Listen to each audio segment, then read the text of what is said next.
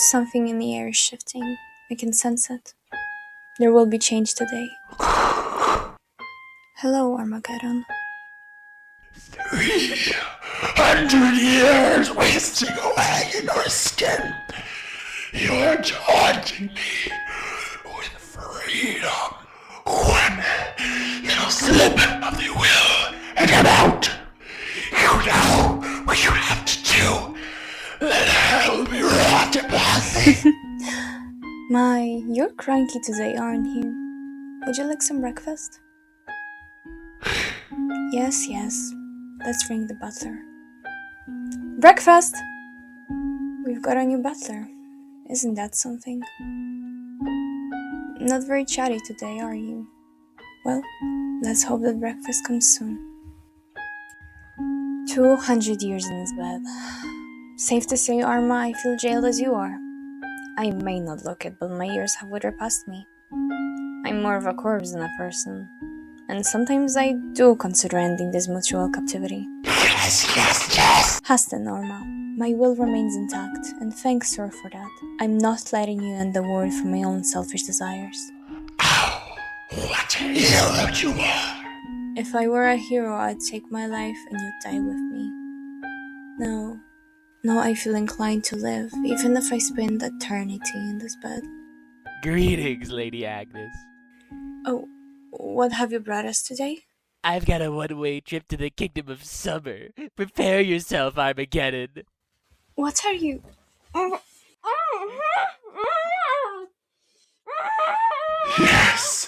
Yes. Aww. There, my lady. It'll be alright. It'll all be worth it once the sky's up with black. It's the end of the world. Can you sense that subtle shift in the earth? It's unmistakable. The awakening of a hero.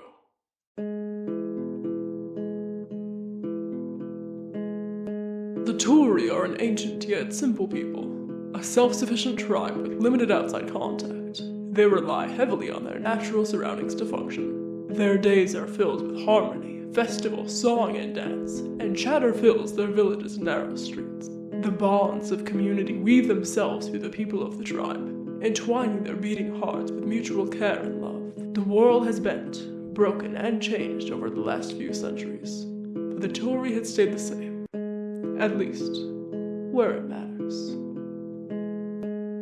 In the westward Tory village, excitement stirs in preparation for the Moon of Wever, a festival celebrating the Tory patron of spring and the new year. People flit about the streets, carrying crates of food and decorations. Oh, the town is abuzz. But not our soon-to-be hero, who is currently sleeping through his first day of work. Ah, yes, we see him today, our slumbering hero. Isn't he an angel when he sleeps? The sun glowing on his skin of amber, bronze eyes gently closed shut, his tousled brown, orange-flecked hair brushing softly against his freckled face. Yes, the world shall know him as... Coriander Mayfield! Get up, you're already late! Oh.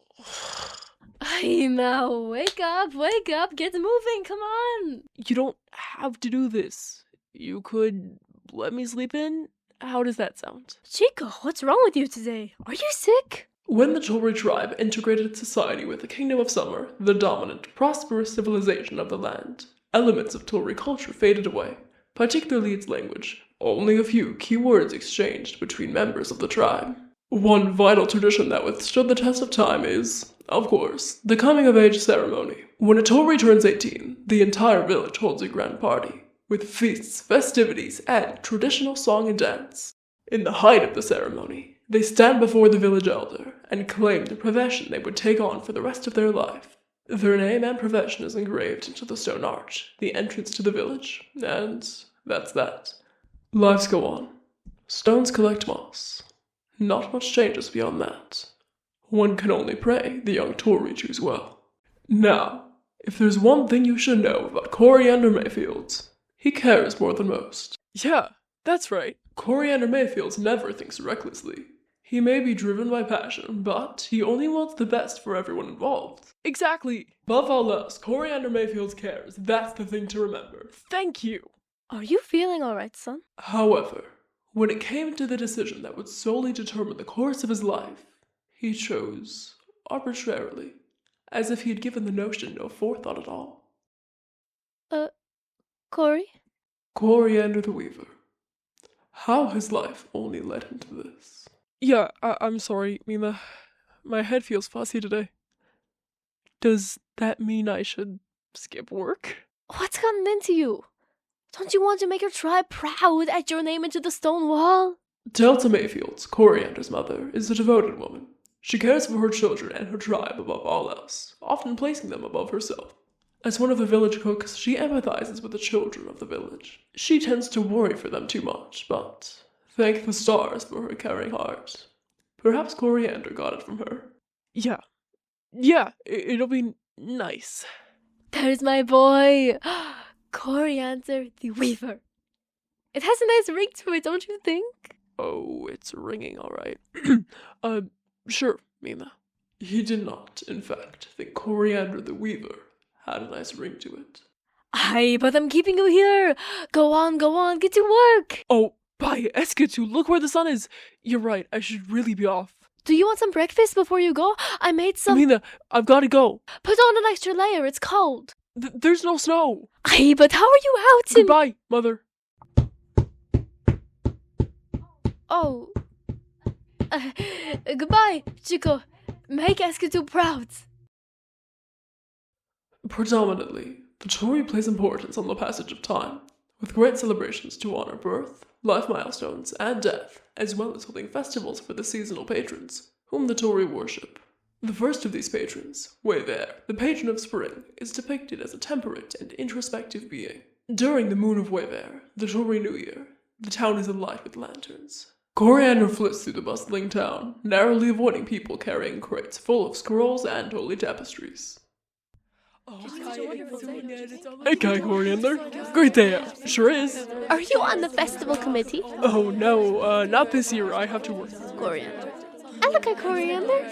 Isn't the morning beautiful? Coriander. Oh, ELEQUAI. Coriander! Sorry. COMFREY SYLPHINE, a reserved, hard-working man, is an up-and-coming core member of the Westward Tory village.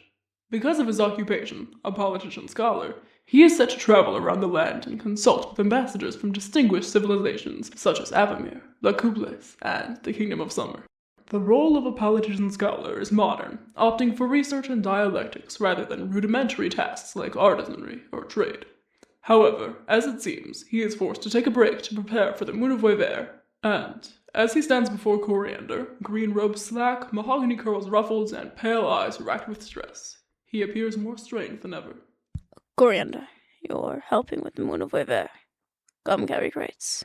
We need more men. I'm sorry, I have work. It's my first day of weaving. Good. They don't know you, so they won't miss you.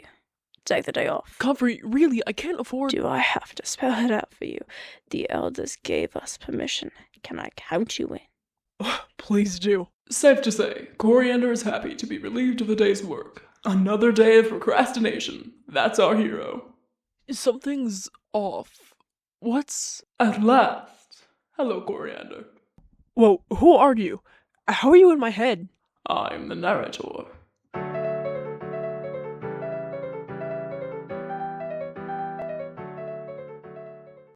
Who now? The narrator. I'm here to aid you through the trials and tribulations you'll face through your heroism. You're, inhabiting the wrong guy. I'm no hero. I'm Coriander the Weaver, yes, I'm aware. You're certainly no hero yet. So then... Yet. I make no mistakes, Coriander. If you're able to hear me, that means you, yes, you, are destined to save the world. From what? The world's... Honestly, the world's great right now. I'm the narrator. My role, to you, anyway, exists solely in the present. I am bound to design to only share the information you have access to. Nice to meet you, Mr. Narrator. The pleasure's mine. Coriander, who are you talking to? Subtlety, Coriander. He can't hear you? Negative. I only exist in your psyche. Then what are you any good for? To aid you on your... grand quests. Grand quests? I'm in. Where do we start? I'd hardly call the Moon of Xavier a grand quest. Oh, right, the motive way there. I totally forgotten. Always with your head in the clouds, Coriander. Ground yourself, will you? Ignorance begets idiocracy. A quest is a quest. Will you take it, Coriander? What do you need me to do, Comfrey? Help the men carry crates of lanterns. They should be nearly done. Did you prepare the preview? Oh, would you kill me if I said I forgot? Coriander, stop by your Aunt Revu's tailor shop. Bind the paper and string together. Arrange them neatly on the oaken tables. Neatly! All right, I'll arrange them. Thank you. I mean it. Yeah, of course. Oh, and if you will, stop by the temple later. Make sure the torches are lit. You really trust me with that? That's normally a job for an elder. Comfrey looks behind him, realizing the amount of work left to be done, then sighs and pats Coriander on the shoulder. You're a big boy now, Coriander. Make Escadou proud, or whatever it is your mother says. With that, Comfrey walks away, his breathing heavier than his footsteps. Congratulations, Coriander. You've received your first quest. A quest! Indeed! So, you complete the quest, hero. Help carry lanterns and stitch and arrange the preview. Neatly. Neatly!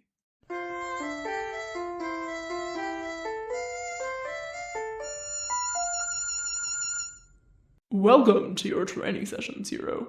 Training sessions? If you're going to be a hero, we have to get you in tip-top shape.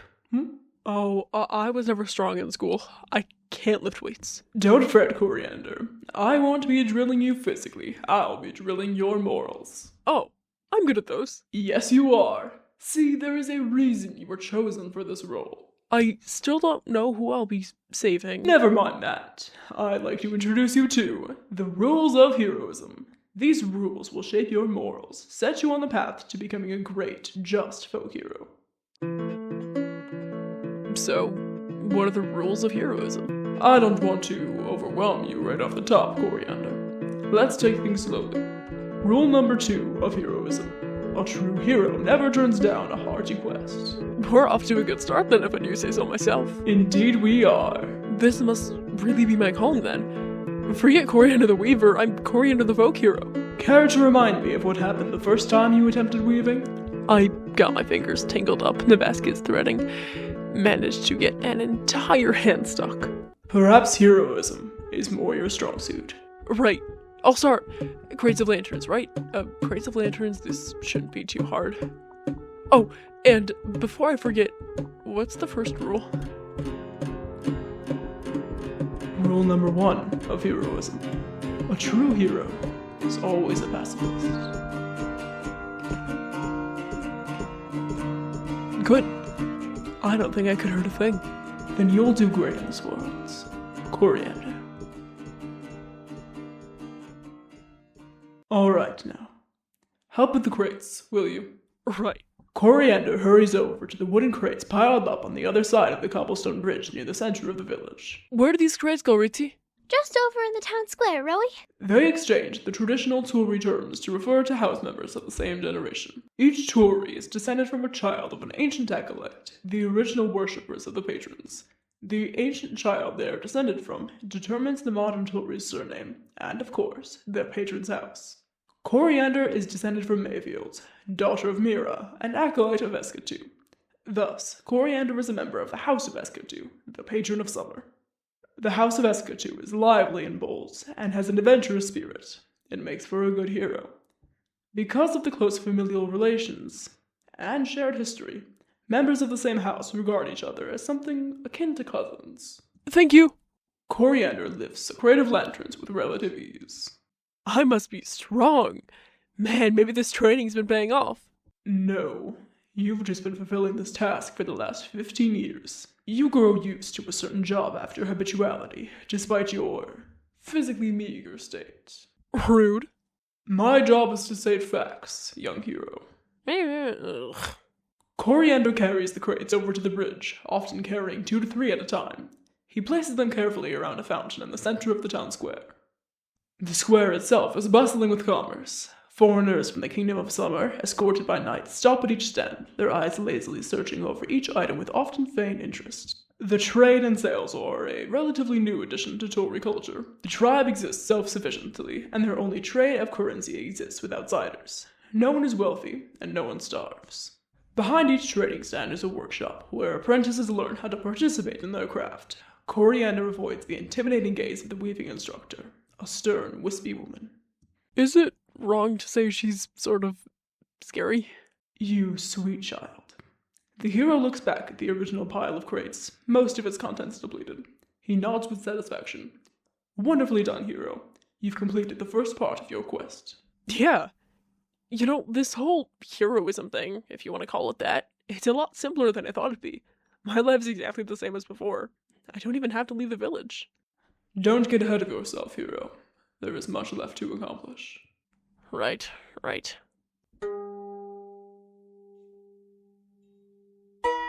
That was tiring. I think I deserve a break. With a hefty sigh, Coriander perches himself on the fountain's edge, his frigid breath crystallizing in the cold air of late winter. He exhales and watches the glassy smoke drift through the air. He reaches out, almost as if he could grasp the light reflected in the particles. Then, the cloud dissipates, and his fingertips fall back towards his body for warmth. Good afternoon, Coriander. OSPREY ILEQUAI, the elder sage of the westward Tory village, stands before Coriander, hunched over and grasping his oaken cane. His beard and hair are a long, flowing grey, adorned with multicolored beads. He smiles warmly at Coriander, his rusty eyes looking the hero up and down. Coriander scrambles to bow his head. ILEQUAI, Elder OSPREY. I don't believe we've spoken since your coming-of-age ceremony. I've busied myself with reconstruction of the casting basin. You were distant that night. Are you all right? Yes, thank you. There was just a lot going on that night. You understand. Atmospheres like that can overwhelm a man. How very unlike you. Used to be the life of the party, my boy. Right. Yeah. Well, I do hope you've been enjoying your position at the very least. Coriander the Weaver. How exciting. Your parents must be thrilled. They are. Well, my mother is. I haven't seen my father much. 'Tis his nature.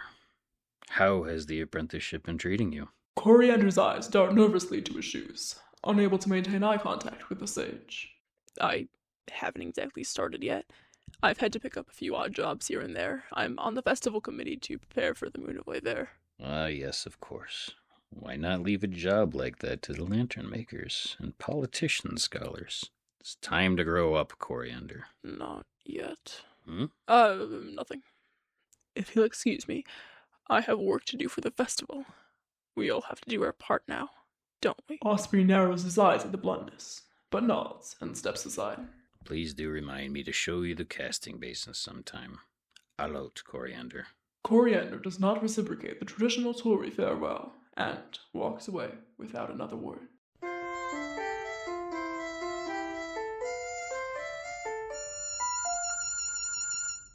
Carried by the energy of the brisk afternoon, Coriander runs through the village streets. He skids to a hall just outside the tailor's building, where his aunt, Rivu Calvayo, works as a tailor's assistant. Blue jays perch on the roof of the quaint shop, and robes hang from clotheslines just outside. I wonder where Rivo is. I haven't paid her a visit in a good long while. Her silhouette is visible inside the shop. She appears concentrated and hard at work, mending a few ceremonial robes in preparation for the Moon of Wever. I'd better not distract her then. Best not to. On a table perched just outside the shop, stacks of thinly cut papyrus and spools of taupe string fill the surface. Coriander recognizes the materials as necessary to bind the preview, an ancient item used to send messages to the patrons. I remember these. When I was a kid, we would ask the patrons to give us new toys, strange contraptions. We had wild dreams. A lot of the adults wished for better harvests, less thieves and invasions, fewer interactions with the Kingdom of Summer. I used to think they were boring. Now it's just sort of sad. Many Tory tribe members can still recall all of their preview messages. I know I do. When I was 8, I wished for clay horses. When I was 9, I think I asked my sister Ellis to get better. She had been sick all winter. When I was 10, I wanted to get taller. That didn't exactly work. When I was 11, I wished for wings. Those didn't grow either. It's a stupid tradition when you think about it. The patrons are dormant. They're not good, they're not evil. Atun yet will bless us with a good harvest no sooner than Escatu will spoil our crops. It's not their job to meddle in the lives of humans. When the acolytes stood before the patrons with their troublesome plights, facing the brink of extinction, the patrons only said, Ave Lopret. It means, and yet, we continue. The world carried itself forward. We too hold this prophecy close to our hearts. The role of the patrons isn't to help us individually, and it's not to harm us either. We all start and end the same anyways. They only keep everything moving forward. The seasons change, time passes. You finish a page, you turn it. So why keep the tradition alive? It gives us hope that someone out there cares. It's not them, but it might be somebody.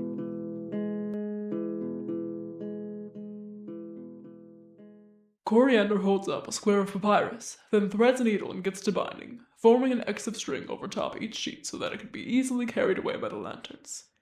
He goes quickly for a while. 5, 10, 15, 20 completed. Then... Ha! By Escatu, what the hell?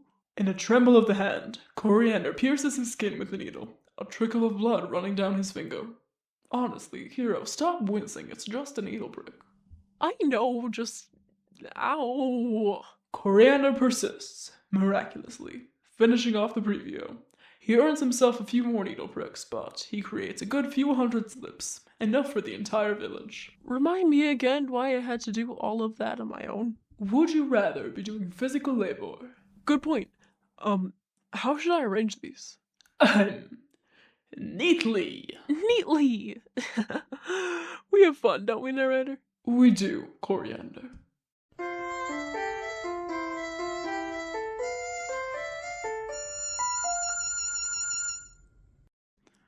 After completing the preview, our hero has one more task to complete. Lighting the torches. He stands outside the Temple of WYNRIC, a stony temple at the bottom of a hill within the walls of the westward village. Ancient markings in the dead Tory language line the outer walls of the temple, as well as carvings and markings depicting spring.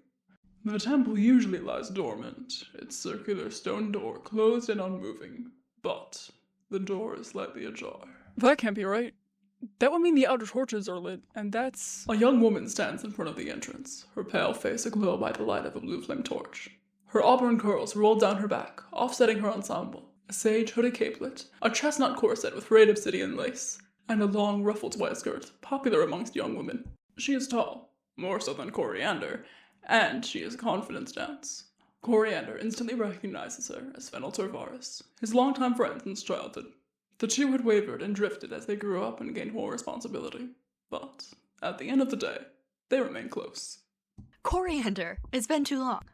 FENNEL, nice seeing you here, really. I'd assume COMFREY sent you here too? Yeah, he seemed rather tense, is he alright? Is he ever? True. Well, in any case, he assigned 2 people to the role. It's not exactly a 2-person job. We could watch the temple light up together. Wouldn't that be nice? Another adventure, just like when we were kids. Oh, yeah. Wistful notions glaze over Fennel's fern-green eyes, remembering her days of yore. She notices Coriander's half-hearted smile, clears her throat, and moves along.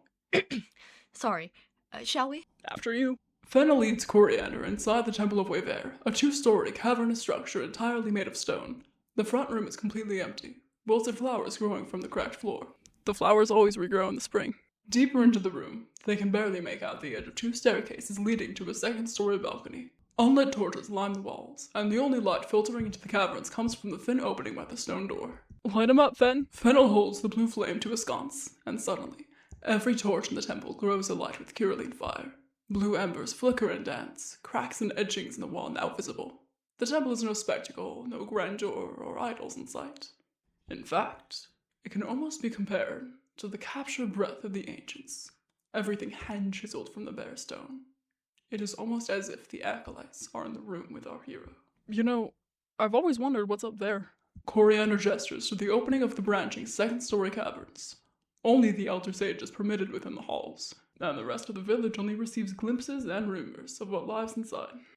I've heard there's ancient treasure. Lots of it. Well, I've heard it's the tomb of the acolytes. Could be. We don't know where they're buried anyway. I feel like if it was anywhere, it'd be here. Well, FENNEL strides over to the stairs, gently placing a hand on the bottom rail. I'm not saying we should go in, poke around a bit, see what we find. She whips her head back to face Coriander, hair flying, eyes blazing with childlike excitement. But if we did, who would stop us? Oh, He hesitates. should we really? I mean, we really shouldn't, right? Yeah. Sorry. I just miss that feeling we had when we were kids. Like, we could do anything. Yeah, no, of course. In a stilted moment of silence, Coriander peers into the now illuminated first-story cavern. Past the curving pair of stairs, there lies a single circular room with torches lining the walls and a basin in the center. The Kune looks beautiful this time of year. The Kune, directly translating to liquid moon, is contained within the hollow moon basin in the inner chamber of the Temple of Weber. Tori tribe members anoint themselves with a slippery, illuminated turquoise liquid annually, exactly when the year turns. This renews their status as a Tori tribes member, and fills them with a sense of belonging. Well, the torches are lit. I feel odd for lingering too long. Shall we go? Lead the way, Coriander. The pair exits the temple, leaving the door wide open in preparation for the upcoming festival. Congratulations, Coriander. You've completed your first quest.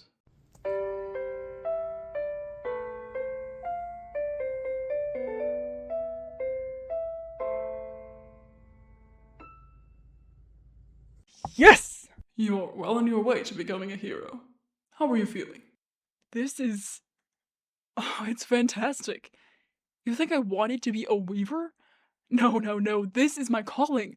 I want to help people, really help people. This reminds me of when Fennel and I were kids. We would go on all these adventures, us and another girl, but we don't exactly talk to her anymore. Anyways, she's unimportant. Those games gave me life. You mean I get to do all of this? For real? You do realize... Realize what? Nothing, little hero. Go back to Fennel. She looks like she wants to speak to you. Oh, I guess she does. I hadn't noticed it until you pointed it out. Yes. Fennel. Oh, hi, Coriander. Listen, I should apologize. I know you were excited to explore the temple and all. It's alright. It definitely wouldn't have been smart. No, but that's not important. What say you and I go on one of our quests, like we did when we were kids? I'd love that. We should leave. Find COMFREY. We'll tell him we're finished, see if he's done fretting yet. We should. Chances are he started shouting at everyone. Fennel and Coriander race up the hill, the hems of their clothing stained with mud and grass. Citrus tones set into the sky as the sun creeps towards the horizon. As they reach the main village, they hear music drifting through the streets, and the scent of good, hearty food wafting towards them. Tribes members flock towards the town square, relieved to be completed with their long day's work. The pair sees COMFREY shuffling around a cobblestone street, attempting to check in with the tribe members, only for them to nudge him aside. COMFREY. Oh, hello. We've lit the temple up. Good. Have you both completed your daily tasks? Please tell me how the festival is tomorrow. The pair nods their heads. Thank you. You're some of the first to check in with me. None of them care about the festival, not enough anyway. They all just want to rush to the town square, get dinner, grow drunken. Comrades! Speaking of which... SAFFRON THERIÉ is a short, tanned, muscular young man around Coriander's age. His eyes are bright and sparkling, and his energetic nature radiates off of him as he races towards the group. Some find his liveliness charming. Others do not. South! Coriander, my man, how are we on this fine evening? Where's that food? It smells amazing. Town square. Too bad it's so far away, or I'd be there already. No matter. I know a shortcut. SAFFRON lets out a laugh and wraps an arm around each Coriander and Fennel's shoulders. I love you all. Let's be on our way now. Don't want to let those grubby kids get their hands on the food first. Where are the others now? Is this one of those pre-festival celebrations you loud folk concern yourselves with? Now. This is the epitome of our tribe's traditions. Saf lets go of the pair and strides towards COMFREY, gesticulating as he raves. The moon of Wever, sacred as it may be, it's so boring, stuffy, almost pretentious. Even you must agree. On the festival, we're pensive, lie in wait. On the festival, we reflect. But COMFREY, tonight... He places a hand on COMFREY's chest, face alight. We live. Saf licks Comfrey's nose and turns away, shrugging. Do what you will. Come, don't come. It couldn't matter to me. But you wouldn't want to miss the show. I'm on as a fire lancer. Ah, speaking of which, I should have been there 10 minutes ago. Goodbye, friends. Saffron whisks away swiftly, sauntering towards the town square. I think you should go, Comfrey. Really. Yes. I know it's not your ideal environment, but I think Saf really wants us all there. I doubt it. Consider it, alright? Oh, and Fennel, are we going? Obviously. Shortcut? Shortcut. Fennel takes Coriander's hand, and the pair sprints through winding back alleys and sharp corners, jumping over the boxes and climbing under barriers. Fennel looks to Coriander with guileless joy, and they emerge into the town square. As they come onto the scene, they are overwhelmed by the lights and sounds and colors of the celebration. People dance through the crowd with scarlet and marigold banners, swarms of Tory filling the square and dancing to music drifting from a rickety stage. Coriander and Fennel navigate the crowd and head towards the corner kitchen. Oh, buy a tune yet, I'm starving. Me too. Let's hurry. They dart through the crowd, the faces and lights blurring together. Fennel loses Coriander in the sea of bodies after being separated by a group of rowdy, drunken men. But, after scanning the horde, Coriander locates Fennel, grabs her by the arm, and pulls her towards the kitchens. Thanks, Coriander. Thought I lost you there. Lost me? Never. They arrive at the corner kitchen, where hilope, a savory dish of well-cooked meat cooked with peppers and spices, was served with a side of herb-infused bread. Hello, Coriander. Mina! Oh, Fennel, it's been far too long, my girl. How are you? Lovely, thanks. I'm so glad you two are spending time together again. You were such cute kids. Listen, I love you, Chico. We need to get this line moving. Alot! Delta shoves a serving of hilope and a side of bread onto 2 plates and quickly passes them to Coriander and Fennel before hurrying them along. Want to find a place in the crowd? Fire lancers should be on soon. Oh, of course. They fight through the masses to find a spot a comfortable distance from the stage, where the fire lancing show commences. Fire lancers are a hallowed, ancient part of the Tory tribe. They perform ancient dancing ceremonies wielding flaming spears, as well as guard the village, being the Western village's only primary defense. The fire lancers, Saf among them, step onto the stage, dancing and twirling their spears, oohs and ahs roaring from the crowd. When Saf spots Coriander and Fennel pressed shoulder to shoulder in the packed atmosphere, he grins widely and mimics eating the spear. Saf. What are we gonna do with him? I don't know how he's lasted this long, but thank a tune yet he has. Goodness knows we need the entertainment. As the crowd swells, Coriander and Fennel are pushed even closer, practically cheek to cheek. Saf whips around and laughs at the pair. He jumps up and down and girlishly waves. Hi, Coriander. Hi, Fennel. Hi, Saf. Am I doing good? The head fire lancer glowers at Saf intimidatingly, and Saf flushes and returns to dancing. It's getting crowded. What say we leave? Where would we go? I think my dwelling should be empty. I've changed my room recently. New furnishings and all. Would you like to see? I mean, if you'll take me. Fennel grins and leads Coriander through the crowd, towards the edges of the town square. They narrowly avoid a burst of colored powder launched through the air. As they escape the main audience, they pass by Comfrey leaning against a pillar. He is caught in a trance, staring at the stage. Coriander notices Comfrey watching the fire lancers, his wistful gaze following the gentle movements of Saffron, staring as his flaming spear waves through the air, sweat glistening on his bare chest. Enjoying the view, Comfrey? Comfrey snaps out of his reverie. No. No. No one's blaming you, Comfrey. I mean... Everyone loves a muscled man. We all do. You two are horrible. I hope you know that. Can a man not appreciate his tribe's culture without being accused of... Fennel sighs and worms her way around Comfrey. Sure. Whatever you say. We'll leave you to it then. Enjoy your... She flicks Comfrey's temple. culture.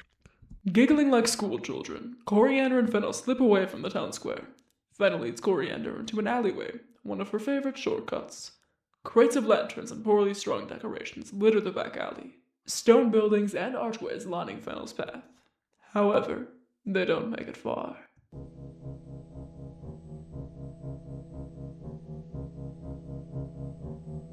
As soon as the pair enters the alleyway, a cloaked figure flits past. Oh, Biotunya, today of all days, could it be a bandit? Couldn't be.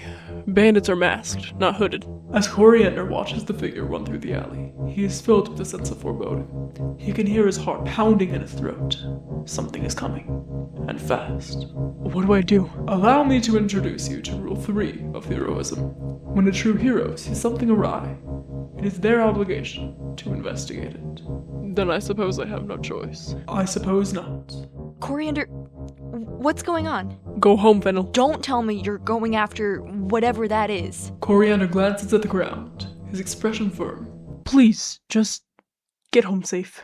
Fennel looks at Coriander for a long moment, conflict in her eyes. Okay. I trust you. The one last glance at Coriander, she runs out of the alleyway. No shortcuts for her, I suppose. Take this seriously, Coriander. You have a job to do. Right. Coriander flees down the alleyway, hair and tunic flying. They run at even paces. The figure cannot fully evade Coriander, and Coriander cannot reach the figure. The pair hits a dead end, and the shrouded figure turns a corner. A single strand of crimson hair escaping the hood. That hair, it's so familiar. Where am I thinking of it from? Focus, Coriander. Right, shit. I can't see it anymore. Where did it go? Think tactically. Could I spot it if I got to higher ground? Attaboy. Coriander glances around the alleyway, then sees a rickety wooden ladder propped up against the side of a granary. Do I have a choice?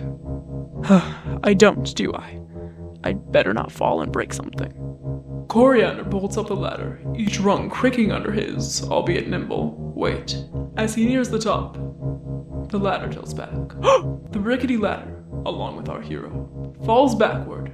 No! But Coriander jumps last second and grasps the roof, pulling himself up. Oh, thank Esketu. Coriander mounts the roof, standing on its warm-toned tiles, and sees the figure not 5 yards away, perched delicately, crouched like a cat with one arm extended.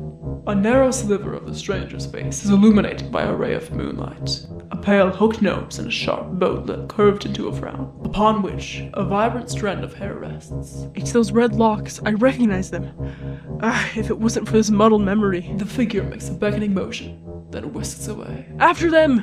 In a mad chase, Coriander chases the mystery figure across the rooftops of the westward Tory village. A swing to the left, a swing to the right, and suddenly, they're leaping between rooftops, carried by adrenaline and the midnight winds. Suddenly, atop an isolated building, the figure stops. Coriander's eyes dart around. With nowhere left to go and nothing to defend himself with, a creeping sense of vulnerability raises the hair on his arms. Who are you? I only want to talk. The figure slowly approaches Coriander, movement slow and airy, and before he can make a move, the stranger whips their arm around, slamming the hero against a chimney with methodical, roguish ease. She lowers her hood, lifts up the stunned hero's chin, and smiles. Surprised to see me? Clove. Clove WYNRIC is a plain but ferocious woman. Her hair, a dull scarlet, rolls down to her shoulders, matching the speed of her cloak sweeping in the wind. Her beauty lies in her face, which is, at the moment, contorted into an expression of rage. However, hurt lies in her deep, dark eyes, like a hand extended, reaching for help at a cliffside. Paint a portrait. It'll last longer. I've changed a lot, huh? It's been 10 years since you up and left me and never answered for it. She grabs Coriander by the collar and pulls him forward, the blunt force of her knee impacting his forehead.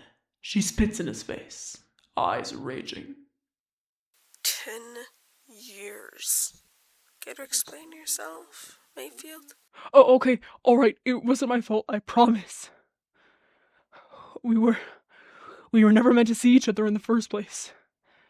After the AGNES incident, our families were warring. The whole village had to take sides, you know that.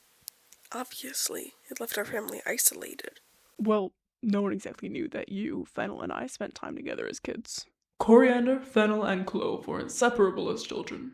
They passed much of their younger years together in the alleyways, abandoned shops, or atop the hill outside the village, far from the prying eyes of the villagers.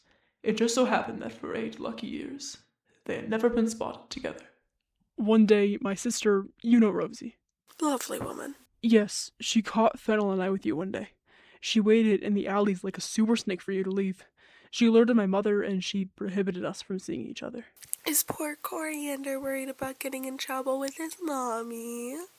Why couldn't we have gone to see each other? I was left in the dark, without knowing anything that was going on. I worried you died. And there I was, stuck staying a fucking child, while you and Fennel got to grow up. I was cooped up in my house. Wait. My father's got eyes all around the village. He'd know if I tried to see you. I missed you, believe me, so did Fennel. We wanted to see you, I promise. It was our parents keeping us apart. I had no say in the matter. I believe you. I suppose it makes sense. The Mayfields and the WYNRICs have always fought. The blood feud runs deeper than our parents and theirs. It shouldn't affect us. Neither of us were alive when Elder Cliff and Karst fought. I agree. Besides, the issue itself is dead and buried. Literally. Or she could be Ash. Either way, she can't cause problems anymore. A long moment of silence passes over the pair. Funny you mention AGNES. Oh, I know how this one goes. No, you don't. Not really, just shut up and listen. 200 years ago, when the Kingdom of Summer was still young, a folk legend spread throughout the peninsula of Ypsilon. A girl, barely 20, known worldwide as the Undying Woman, but to those she knew personally, she was called Agnes WYNRIC. Everyone knew of her, no one knew her. The legend of a woman. Agnes was always afraid of death, so she sold her soul to a demon for eternal life. Armageddon, the demon in question, was capable of ending the worlds, but it needed a host to latch onto. Agnes, being the decent person she was, did not, in fact, want the world to end, so she spent all of her energy restraining this being from escaping her flesh. It worked, clearly, or else the hero we know would not be here today. However, not everyone was so sure. My great-great-grandfather Karst knew her before she sold her soul. When he fell in love with her, she wasn't bedridden. Not yet. She still had some life left in her. He wanted to marry her. And marry her he did. But someone didn't like that, did he? Cliff Mayfield, Coriander's great-great-grandfather and the elder sage at the time, prohibited Karst WYNRIC from bringing his new wife into the village. Karst never forgave Cliff, and the families feuded since. He was a coward. No, he wasn't. Yes, he was. The whole world would have ended either way if that thing got out. Have the village act as the centrifuge of destruction? I think not. That wouldn't have ended well for any party. Armageddon was a dangerous beast. Exactly. Then Elder Cliff ordered my family to kill the undying woman. But everyone knows that. Everyone knows that. But she's dead now. Right? Your family killed her. Right? Clove. She's our flesh, our blood. We could never have killed her. Clove! Your family might have damned the world as we know it. You realize that, right? It isn't like I was the one who refused to slip the knife. You're viewing a part as a whole, Coriander. Isn't the whole point of this discussion not to do that? What's the point then? Why'd you bring me here? To tell me the world could end at any moment and I'm supposed to do nothing? No, we still know where she is.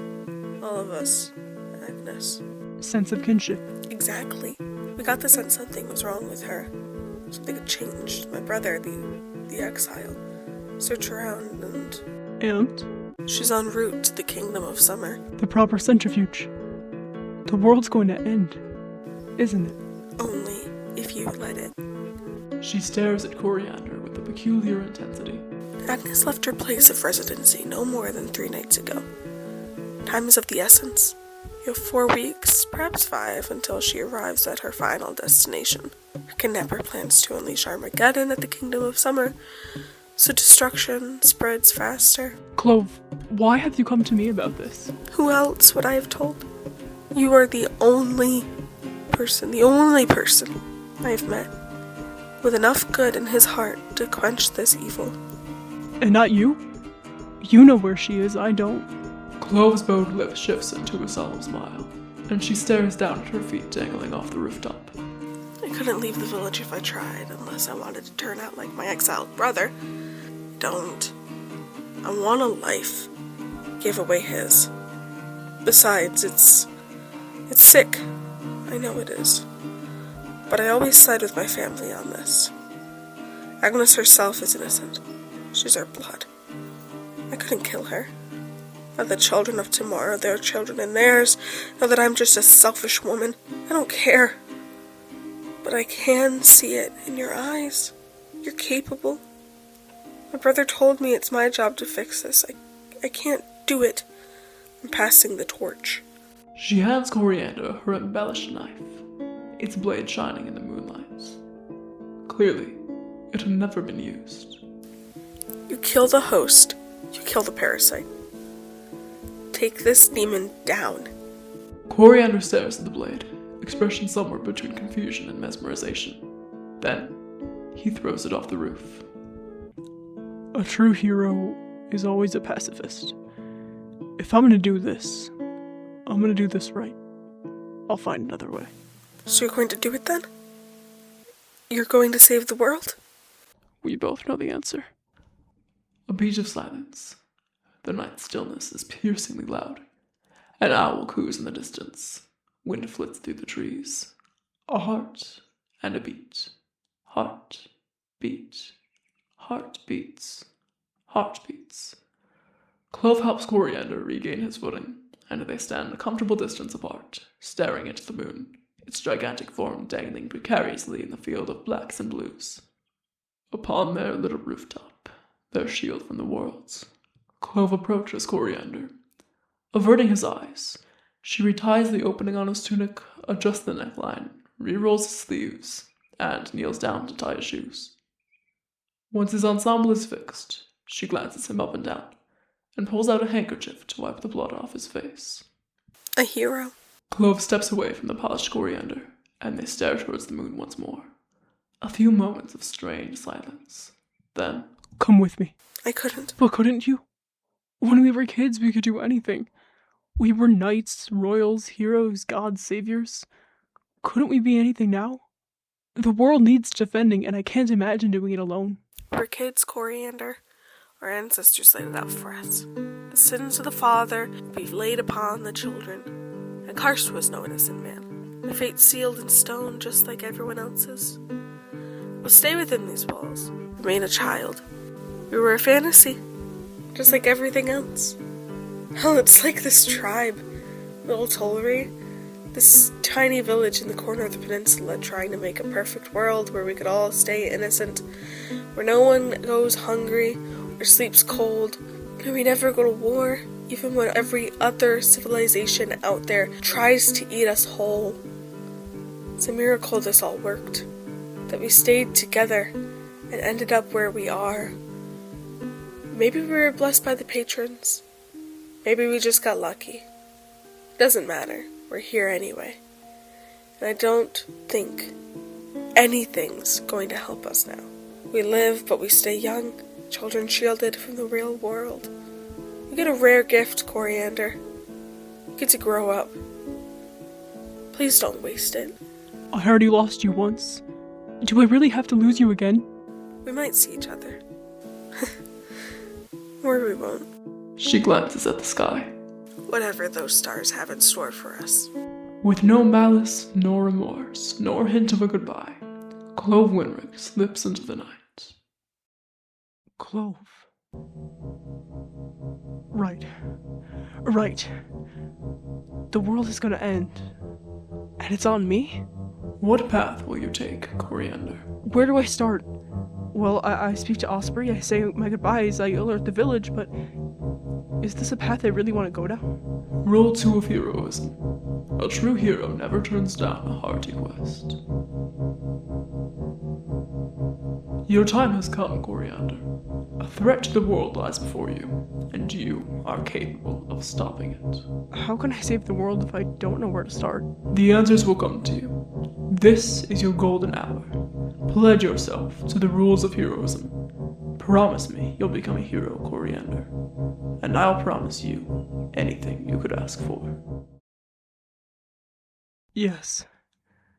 I pledge myself to your rules. I'll be your hero, narrator.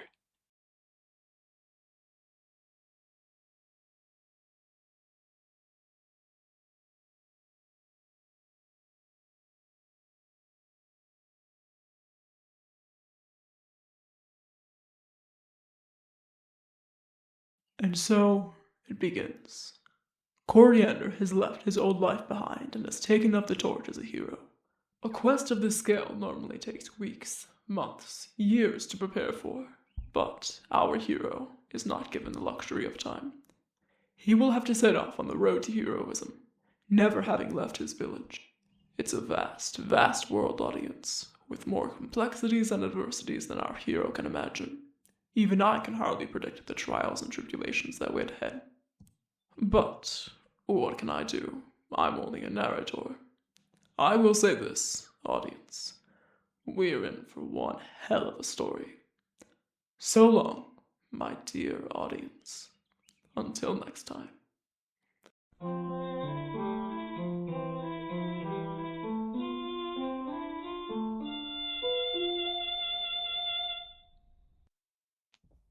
This has been Heroism, Episode 2 of the Pacifist Arc.